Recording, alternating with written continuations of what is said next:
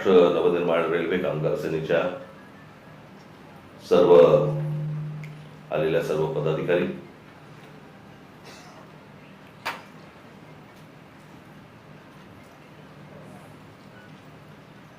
खरं तर तुमचं आमचं नातं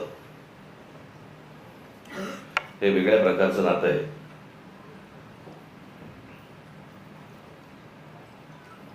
दोन 2008 रेल्वे भरतीच्या प्रकरणावरनं आंदोलन झालं आणि त्या आंदोलनामधनं मग पक्ष पुढे वाढत गेला, मोठा होत गेला आणि पक्षाला निवडणुकीचं चिन्हही रेल्वे इंजिनच मिळालं. आज तुम्ही सगळेजण इथे आलेला आहात. मला काय तुमच्या आपल्या रेल्वेमधलं फक्त प्रवास करणं एवढंच माहिती आहे. बाकी टेक्निकल मला काही फारसं माहिती नाही. ते तुम्हालाच माहिती आणि ह्यांना माहिती. परंतु ते जे आंदोलन झालं होतं ते आंदोलन कधी विसरू नका. आपल्या रेल्वेमध्ये, आपल्या महाराष्ट्रातल्या रेल्वेमध्ये मराठी टक्का हा आपला वाढला पाहिजे, मोठा झाला पाहिजे आणि तोच असला पाहिजे, याच्यासाठीचं ते आंदोलन होतं. त्याच्यामुळे तुम्ही रेल्वेमध्ये काम करत असताना कुठेही असा बेसावध राहू नका.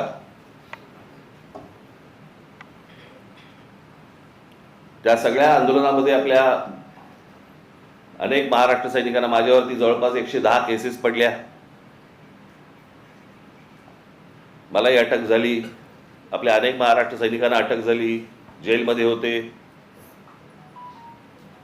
हा जरा लाईट कमी कर रे आणि इकडचा वाढव जरा ऑडिटोरियम मधला. नाटक आहे का? हा वाढव जरा, इथला वाढव जरा. हा आणि हा कमी कर माझ्या डोळ्यासमोरचा. हा त्याच्यामुळे तुम्ही कुठे बेसावध राहू नका.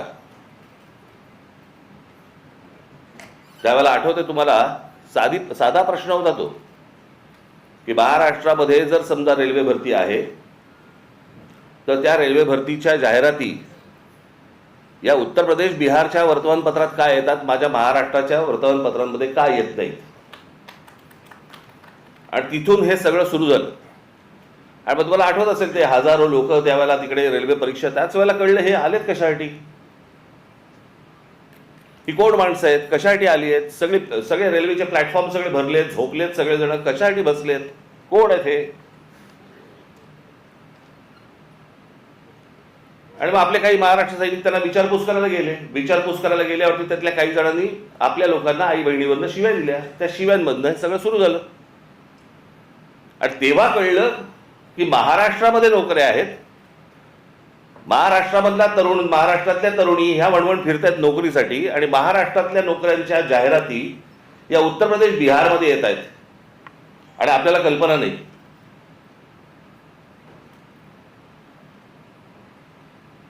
कारण त्यावेळेला सगळे रेल्वे मंत्री वगैरे सगळे जण ते तिकडचेच होते, लालू प्रसाद यादव वगैरे. आणि मग ज्या वेळेला ममता बॅनर्जी ज्या वेळेला रेल्वे मंत्री झाल्या त्यावेळेला त्यांना आपला विषय नीट समजला आणि मग त्यावेळेला आपल्या पत्रावरती त्याच्यानंतर निर्णय झाला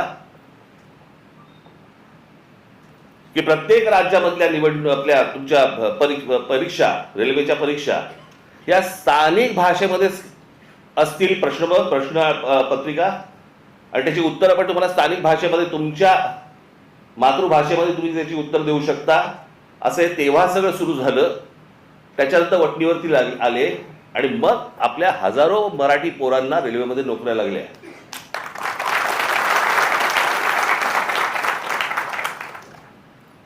आज त्या सगळ्या गोष्टीला जवळपास 18 वर्ष झाली. पण हे कशासाठी झालं, का झालं, हे तुम्ही विसरता कामा नये. अनेक आपली आंदोलनं झाली. आज महाराष्ट्रामध्ये तुम्हाला मोबाईल फोन उचलल्यावरती पहिल्यांदा जे मराठीमध्ये ऐकू येतं ना, ते महाराष्ट्र नवनिर्माण सेनेच्या आंदोलनानंतर सुरू झालं. तोपर्यंत मोबाईलवरती फक्त हिंदी आणि इंग्रजी होतं.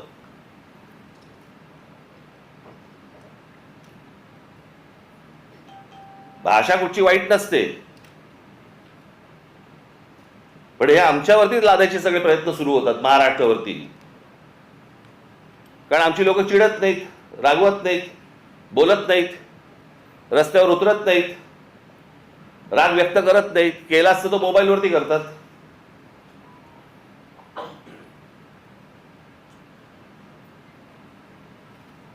त्याच्यामुळे तुम्ही तुमच्या आपल्या रेल्वे स्टेशन्स असतील, रेल्वे भरती असेल, याच्यावरती तुम्ही लक्ष ठेवलं पाहिजे की प्लॅटफॉर्मवरचे स्टॉल्स कोणाला दिले जात आहेत, कोण भरती होत आहेत, कोण माणसं आहेत. बेसावध राहू नका. सतत जे सांगतो ना, पायाखालची जमीन एकदा सरकली गेली ना की परत नाही मिळत.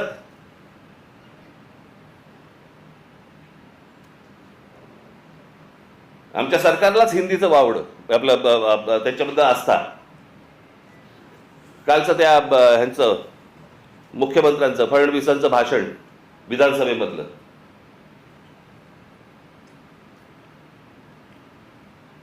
ते काय ते कुठलं मिसिंग लिंक वरती म्हणे ते काय कोसळला, खांब कोसळला आणि पाणी सगळीकडनं येतंय, त्याचं म्हणे राजकारण करू नका. अरे वा, त्याच्यावर बोललं की राजकारण. मग इतकी वर्ष आपण काय करत होतात? दुसऱ्यांच्या सरकार जेव्हा होती दुसऱ्यांची, त्यावेळेला तुम्ही काय करत होतात? त्यावेळेला जी आंदोलनं झाली ते राजकारण नव्हतं. स्वतःच्या अंगाशी आल्यावरती ते राजकारण, विरोधकांचं राजकारण, असं कसं होईल? आणि काय म्हणतायत म्हणे, एक वेळ मला बोला पण महाराष्ट्राचा अपमान मी सहन करणार नाही. वा रे वा. लोक त्या मिसिंग लिंक बद्दलच बोलतायत, महाराष्ट्राचा कुठे अपमान करतायत? पण ते काय सगळं घेऊन जायचं, म्हणजे ते वरपासून खालपर्यंत आता काय सवय लागली आहे. केंद्र सरकारच्या कुठच्या गोष्टींबद्दल बोललं की तुम्ही देशविरोधी. आता केंद्र सरकारची कामं आहेत ती, त्याच्यात देशाचा काय संबंध? आता मिसिंग लिंक बद्दल बोललं तर ह्याच्यात महाराष्ट्राचा अपमान कुठे आला? लोकांनी प्रश्नही आहे विचारायचे, काय झालंय ते? इतके दिवस जे मोबाईल फोनवरनं विरोधकांना जे करत होते ना,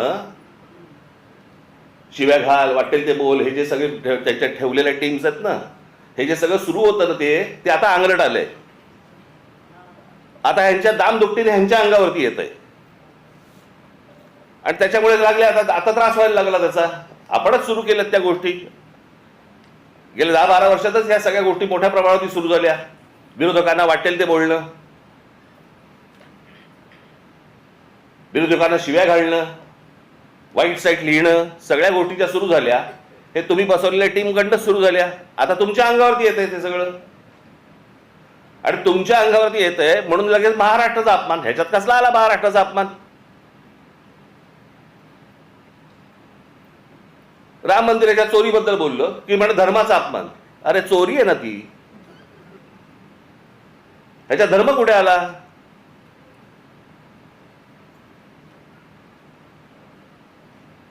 बरं, त्या मंदिराबद्दल आम्हालाही आस्था आहे, प्रत्येक हिंदूला आस्था असेल. तिथे ज्या वेळेला 1400 कोटी रुपये ज्यावेळेला चोरले जातात, काहीही म्हणजे किती पडदा किती असावा यांच्या समोर. म्हणे वक्फ बोर्डामध्ये ज्या वेळेला म्हणे तिकडे चोऱ्या झाल्या त्याच्याबद्दल तुम्ही नाही बोलणार. आम्हाला काय देणं घेणं?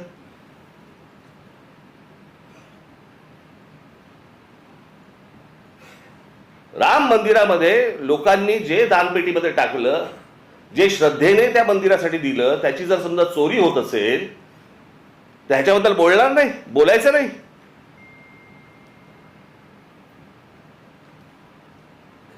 काल ते कोणतरी होसबळे का कोणतरी आहेत ते म्हणे धर्मविरोधी जे लोक आहेत ते म्हणे पसरवतात. आम्ही धर्मविरोधी? हा देश काय धर्मविरोधी आहे? तुमच्याकडे राम मंदिरामध्ये लोकांनी श्रद्धेने दिलेल्या गोष्टींची चोरी होते आणि हे सांगणारं कोण होतं? हे बोलणारं कोण होतं? भारतीय जनता पक्षाचा खासदारच पहिलं बोलला की राम मंदिरात चोरी झाली म्हणून. आम्ही बोललो, हा देश बोलला. इतर राजकीय पक्षाचे कोणी लोक होते ट्रस्टी म्हणून, तिथे ट्रस्टी कोण आहेत? 15 ट्रस्टी आहेत तिकडे. 15 ट्रस्टी पैकी त्यातले जवळपास 12 हे केंद्र सरकार नेमतं.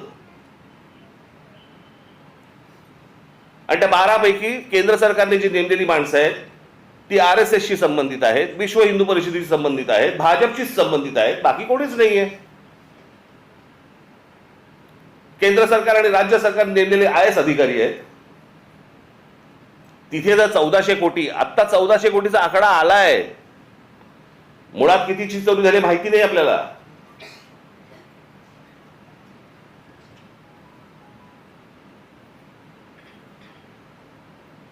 चोरी झाल्यावरती समजा असं पकडा, आत्ता दुसऱ्यांचं कोणातरी सरकार असतं आणि राम मंदिरामध्ये चोरी झाली असती, भारतीय जनता पक्षाने काय केलं असतं?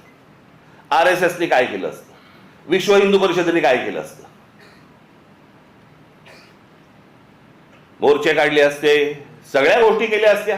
त्याच्यात नाही राजकारण. आता तुमची सत्ता आहे म्हणून विरोधकांनी केलं की त्याच्यामध्ये राजकारण आणू नका म्हणे. आता त्या मिसिंग लिंकचं झालं, यांचा एक मंत्री म्हणतो ते नैसर्गिक आहे, ती गोष्ट नैसर्गिक आहे, त्याच्यामध्ये राजकारण आणू नका, हे लक्षात ठेवा. हे तुम्ही काय अमरपट्टा घेऊन आलेला नाही आहात. उद्या तुम्ही विरोधी पक्षात जाल आणि ज्यावेळेला अशा काही घटना घडतील तेव्हा तुम्ही राजकारण करू नका. तेव्हाही सांगा लोकांना की नाही नाही नैसर्गिक आहे. एक झाड पडून काय मुलगा जातो, काय माणूस जातो, एक मुलगा शाळेमधला मुलगा गटारात काय पडतोय, काय नाही म्हणे, नैसर्गिक आहे. नैसर्गिक? तुमचं सरकार आहे म्हणून सगळं नैसर्गिक, त्याच्यावर राजकारण करू नका, त्याच्यावर कोणी बोलायचं नाही. दुसऱ्या पक्षांची सरकार असली की हे यांचं राजकारण सुरू करणार, हा कुठचा प्रकार? त्या मिसिंग लिंकचं बाबा तिथे नशीब माणसं नाही मेली.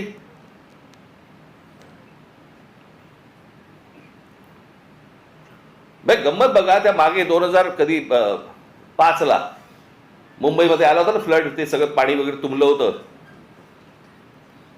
1000 मिलीमीटर पाऊस पडला होता, 1000 मिलीमीटर.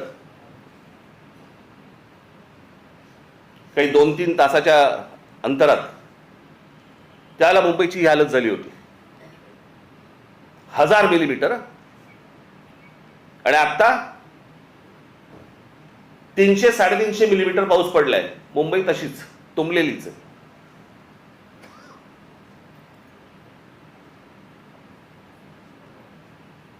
तेव्हा वारे बाप वाटेल ते बोलायचे, वाटेल ती सगळी आंदोलनं करायची, पैसे खाल्ले, हे केलं ते केलं, तेव्हा राजकारण नाही. आता मुंबई तुंबली नाही, नैसर्गिक आहे. ती कोणती बाई ती गाणी म्हणायची, काय ते गाणं होतं ते? तुला मुंबईवर भरोसा नाही काय? कुठे गेली ती आता? तुमचा आला व्हिडिओ?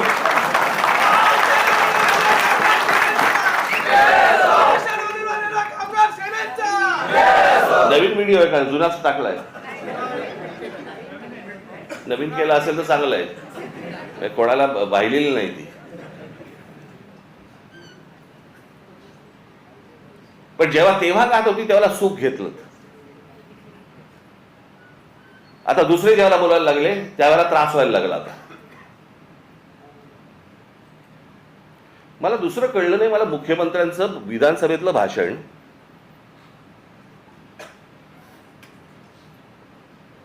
की या मिसिंग लिंक प्रकरण हे उत्तम दर्जाचं ते काय कन्स्ट्रक्शन आहे वगैरे वगैरे सगळं झालं, आणि ह्याचं जर समजा कोणी राजकारण करत असेल आम्ही बघून घेऊ त्याला. मुख्यमंत्री आहेस ना तू, बघून घेऊ. बरं झालं ते झालं. पुढे वाक्य संपल्या हिंदीतून सुरू झाले. मिसिंग लिंक के बारे में अगर कोई राजनीति करे, कोणासाठी हिंदी बोललात? समोरचे आमदार मराठी, महाराष्ट्राची विधानसभा, महाराष्ट्राच्या विधानसभेमध्ये आमचा मुख्यमंत्री, महाराष्ट्राचा मुख्यमंत्री हिंदीत बोलतो. कशासाठी? कोणाला सांगायचं होतं? कदाचित आपल्याच पक्षातल्या वरच्या लोकांना सांगायचं असेल, बघून घेईन.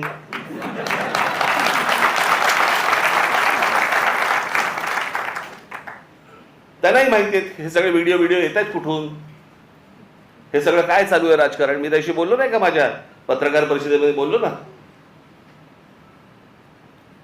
जी काय घमासान सुरू आहे ना आता तिकडे पक्षामध्ये, फक्त बघत राहा, पाहत राहा.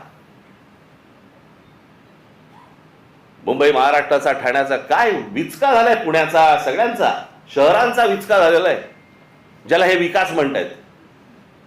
मी ह्या विषयावरती इतकी वर्ष बोलतोय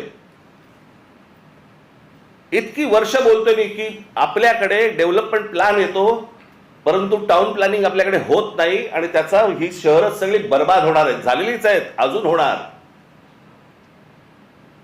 बघावं तिकडे सगळीकडे इमारती सगळ्या उभ्या राहत आहेत. माझी तर विनंती आहे मुख्यमंत्र्यांना, सगळी कन्स्ट्रक्शन एकदा बंद करून टाका. नुसते रस्ते आणि फ्लायओव्हर आणि ब्रिजेस म्हणजे विकास नव्हे. हे जेव्हा लोक परदेशात जातात त्यावेळेला करतात काय मला कळलंच नाही, मला अजूनपर्यंत. या परदेशातली सगळी शहरं बघा. मी 2014 साली याच्यावरती एक डॉक्युमेंटरी केली होती. मी 16 मिनिटाची डॉक्युमेंटरी आहे, आज युट्यूबवरती आहे, जाऊन बघा. की शहराला आकार उकार कसा द्यायचा असतो. आता हा मिसिंग लिंक 1 मेला त्याचं उद्घाटन झालं, 1 मेला. आणि आता हा 6-7 तारखेला काहीतरी तो त्याचा काय पिलर पडला आणि पाणी वाहतंय आणि सगळं होतंय. जुलैमध्ये, मे, जून, जुलै अजून पूर्ण पण नाही झाला. 60-65 दिवसामध्ये तुमचा नवीन बांधलेला टनेल गळायला लागतो, पिलर पडतात. आणि काहीतरी त्यांनी सांगितलं, काहीतरी मी कुठे काय आणले करते ते तुला दिलं होतं मी लिहायला. कॅनडामधनं आम्ही त्याचा रिसर्च केलाय आणि मग त्यांनी त्यांचं डिझाईन केलंय. मग इंडोनेशियामधनं आम्ही पाईप हे आणलेत, मग जर्मनीमधनं हे केलंय, अजून काहीतरी केलंय. आणि मग भारतीय कॉन्ट्रॅक्टरने तो टनेल बनवलाय. त्यांनाच द्यायचं होतं ना. ते आमचे नितीन सरदेसाई फार छान बोलले त्याच्यावरती. आता आम्ही बोलत असताना ते म्हणाले, मला हे सगळं बघून राज कपूरचं गाणं ऐकू येतं म्हणे, आठवतं. मेरा जूता है जापानी, पतलून है काय इंग्लिशस्थानी, सर पे लाल टोपी रूसी म्हणजे रशियन, फिर भी दिल है हिंदुस्थानी. कॉन्ट्रॅक्टर आमचा तो बर्बाद करणार, तुम्ही काळजी करू नका.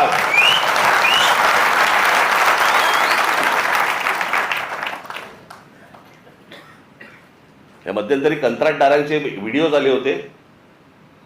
कंत्राटदार सांगतायत आपल्या महाराष्ट्रामधली मराठी मुलं मुली जे नव्याने कंत्राटदार झालेत त्यांना किती म्हणे, तर जे कंत्राट मिळतं त्यातलं जवळपास 56% पैसे द्यावे लागतात म्हणे, वाटावे लागतात, चारावे लागतात. 56%. म्हणजे ज्याच्यासाठी काम काढलंय ते काम त्यांनी 44% मध्ये करायचं. तुम्हाला असेच रस्ते मिळणार, असेच खड्डे मिळणार.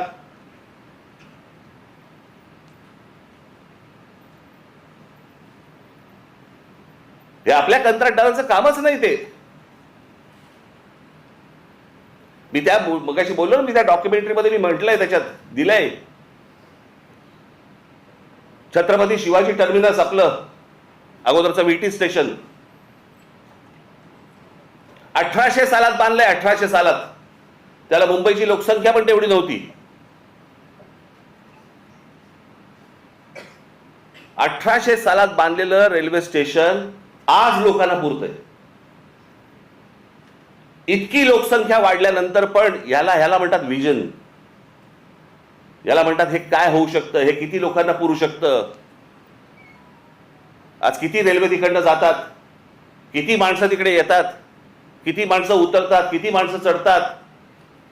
हे 1800 सालात बांधलंय.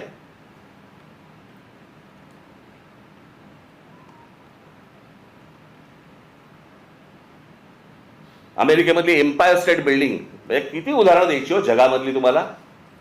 एम्पायर स्टेट बिल्डिंग जाऊन बघा, पाहिली नसेल तर तुमची ह्याच्यावरती जा, इंटरनेटवरती जा आणि बघा. ती एम्पायर स्टेट बिल्डिंग ती पण तेव्हाच 1933 साली बांधली. किती वर्ष लागली असतील. ती साधारणपणे 110 मजली उंच आहे, 110 मजली. म्हणजे आता हा हॉल आहे ना, या हॉलच्या चौपट असेल, चौपट 5 पट असेल उंच, 5 पट 6 पट असेल जास्ती, एवढा त्याचा फ्लोअर आहे. 110 मजली उंच आहे ती. किती वर्ष लागली असतील त्याला ती इमारत बांधायला. त्या इमारतीमध्ये खाली ग्राउंड फ्लोअरला बेसमेंटमध्ये एक बॉम्बस्फोट झालाय. त्या इमारतीवरती एक छोटं विमान, परंतु एक विमान आदळलेलं आहे. आजही ती ताठमानाने उभी आहे इमारत, एम्पायर स्टेट बिल्डिंग. किती वर्षात बांधली. 14 महिन्यात. 14 महिन्यात बांधलेली इमारत आहे ती. 14 महिन्यात 1800 साली बांधलेल्या इमारतीला आजही काही होत नाही. त्यांनी बांधलेले ब्रिजेस बघा, त्यांनी बांधलेले फ्लायओव्हर्स बघा. आज ब्रिटिशांच्या काळामध्ये जे फ्लायओव्हर्स बांधले गेले, जे ब्रिजेस बांधले गेले, आपल्याला इंग्लंडवरनं आजही पत्र येतात बरं का. म्हणजे काय प्रकारची सिस्टीम असेल विचार करा. पत्र काय येतात, आम्ही असा असा इथे हा ब्रिज बांधला होता. अशा अनेक ब्रिज बद्दल आलेत ना त्यांची पत्र महाराष्ट्र सरकारला, असा इतरही सरकारना आलेत. असा ब्रिज बांधला होता, त्याची 100 वर्षाची आमची गॅरंटी संपलेली आहे. आता तो तुम्ही बघा. 1947 साली ब्रिटिश गेले. 1947 साली. त्याच्या अगोदर 150 वर्ष त्यांनी राज्य केलं. त्यावेळेला बांधलेले ब्रिजेस आहेत.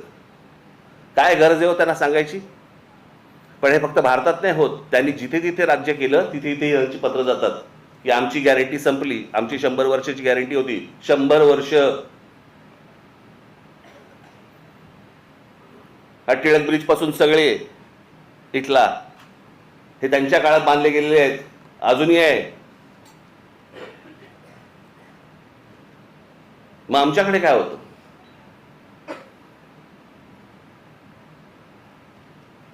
आमच्या रस्त्याला काय खड्डे पडतात. बरं, ज्यांनी रस्ते बांधायचे ते आमचे नितीन गडकरी, ट्रान्सपोर्ट मिनिस्टर. म्हणजे पेट्रोलमध्ये इथेनॉल घातलं पाहिजे, मग ती गाडी कशी चालेल. आणि अरे पेट्रोलियम मंत्री बोलेल ना त्याच्यावरती. पेट्रोलियम मंत्री ब्र काढत नाही त्याच्याबद्दल, इथेनॉल बद्दल आणि पेट्रोल बद्दल. ट्रान्सपोर्ट मिनिस्टर ते ह्याच्यावरती प्रवचन देत आहेत. काय बोलायचं. मग कोणाचं काम कोण करतंय, काय चाललंय देशामध्ये, काही थांगपत्ताच नाही. आणि सगळे निगरगट्ट झालेले आहेत.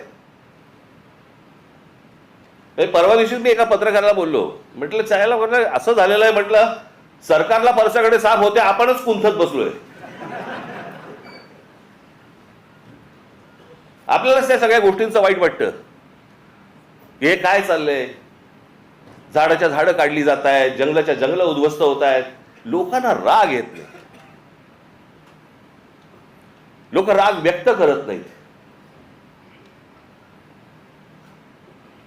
व्यक्त करायचं साधन मिळालंय मोबाईल फोन, त्याच्यावरती काहीतरी टाकलं, माझा राग व्यक्त झाला. तो राग मतदानामध्ये पण दिसत नाही.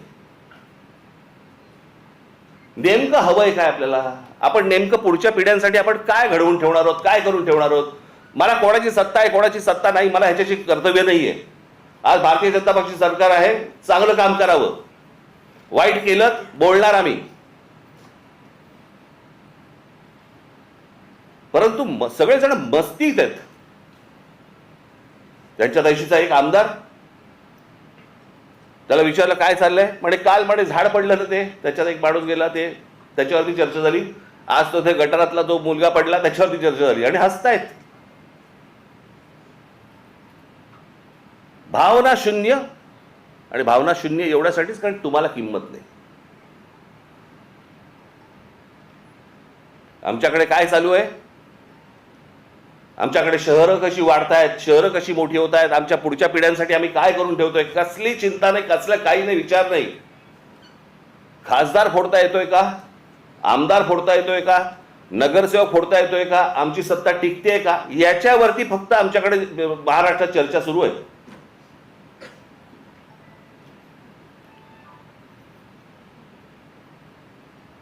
आता काय 3 वर्ष निवडणुका नाहीत, लोक म्हणणार मग आता काय आम्ही चिडून तरी काय मतदान कुठे? अरे मतदानाची ज्याला वेळ येते ना, त्याला अगोदरच साचलेल्या गोष्टींचा विचार करायचा असतो. चांगलं काय आणि वाईट काय या गोष्टींवरती तुमचं मतदान झालं पाहिजे. उद्या राज ठाकरे जर समजा चुकत असेल, तुम्ही बोललं पाहिजे. इतर पक्ष जर चुकत असतील, बोललं पाहिजे. लोकशाही कशाला म्हणतात ना, ती लोकशाही जर जिवंत ठेवायची असेल ना, मी मागे पण एकदा उदाहरण दिलं होतं, आज मुद्दामून परत देतो उदाहरण तुम्हाला.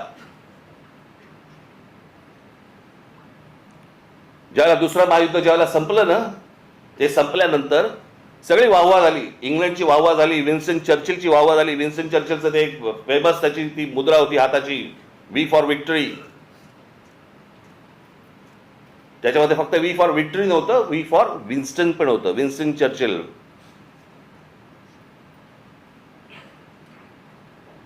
पण वी फॉर विक्टरी हा खास संदेश होता त्याच्यात. आणि जगामध्ये प्रचंड की विन्स्टन चर्चिलने या सगळ्या गोष्टी केल्या.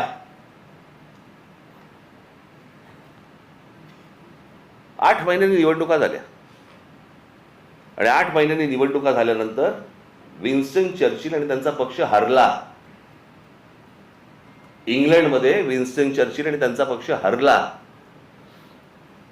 ज्याच्या नावावरती दुसरं महायुद्ध जिंकून दिल्याची गोष्ट होती, तो 8 महिन्यानंतर निवडणुकीमध्ये हरला. पत्रकारांनी ज्यावेळेला लोकांना प्रश्न विचारले की या माणसाने असं एवढं युद्ध जिंकून दिलं, एवढी तुम्ही वाहवा केली, एवढं त्याला डोक्यावरती घेतलं आणि निवडणुकीला तो हरला कसा काय? सरसकट लोकांनी दिलेलं उत्तर होतं, युद्ध काळामध्ये तो योग्य होता, शांततेच्या काळात नाही. हे समजायला अक्कल लागते. याला समजायला, याला लोकशाही म्हणतात.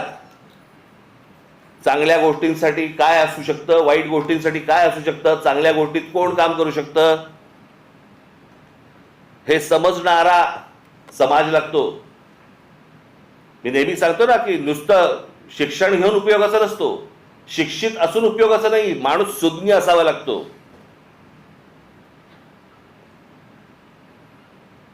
आमच्या बहिणाबाई चौधरी शिकलेल्या नव्हत्या, पण त्या ज्या बोलून गेल्या, आधी हाताला चटके तेव्हा मिळते भाकर, ह्या बोलून गेल्या ना, त्याला सुज्ञ लागतो माणूस, सुज्ञ.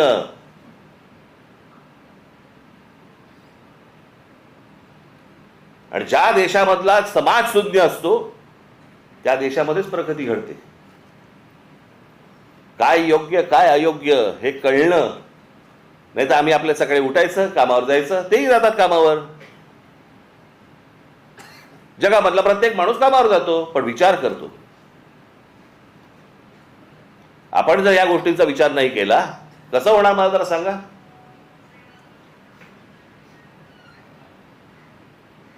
आज खरं तर मुख्यमंत्र्यांनी ही गोष्ट सांगायला पाहिजे होती की बाबा मी त्याच्यामध्ये लक्ष घालतो आणि ज्यांनी चुका केल्या असतील त्यांच्यावरती मी इन्क्वायरी लावतो. ते राहिलं बाजूला.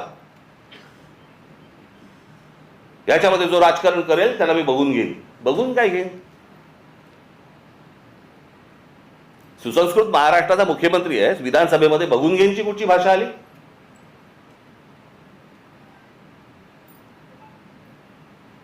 पण हे सगळं सुरू होतं. खासदार सांगतो, एक खासदार सांगतो मी बॉम्ब टाकीन, माझ्या नावावरती 5 मर्डर आहेत. हे आपल्या राज्यात होऊ शकतं आणि त्यांना हात लागत नाही कोणाचा, कारण सत्तेत गेलेत. हे बोलायची हिंमत कशी होते? कारण अंकुशच नाही कोणाचा, कोणाचाही अंकुश नाही.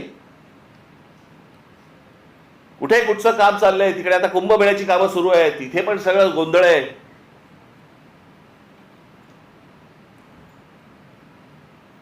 हे जे काय महाराष्ट्रामध्ये चालू आहे, बाबांनो तुम्ही लक्ष ठेवलं पाहिजे. तुम्ही बोललं पाहिजे. बाकीच्या ठिकाणचं तर सोडून द्या, परंतु रेल्वेमध्ये तुम्ही लक्ष दिलं पाहिजेत, लक्ष ठेवलं पाहिजेत. रोज रेल्वे जाते आणि येते, एवढंच लक्ष ठेवण्यासारखं नाही आहे. तिथे कोण घुसतायत इथे लक्ष ठेवणं गरजेचं आहे. कोण येतंय, कोण स्टॉल्स टाकतंय, कुठच्या प्रकारची टेंडर्स निघतायत, कुठच्या प्रकारच्या नोकऱ्या निघतायत. स्टॉलची उद्या टेंडर्स निघाली तर ती आपल्या मराठी मुलांना मिळाली पाहिजेत, प्रत्येक स्टेशनला मिळाली पाहिजेत.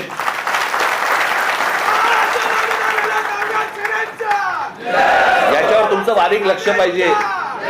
ते जर बारीक लक्ष नसेल तर कसले काय चाटायचे वर्धापन दिन, काय करायचे वर्धापन दिन.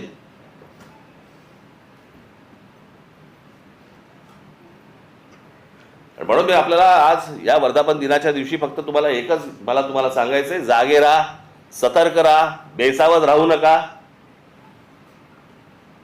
आपला मराठी ठसा महाराष्ट्राच्या रेल्वेमधनं पुसला जाणार नाही याच्यासाठी काम करा. धन्यवाद. जय हिंद, जय महाराष्ट्र.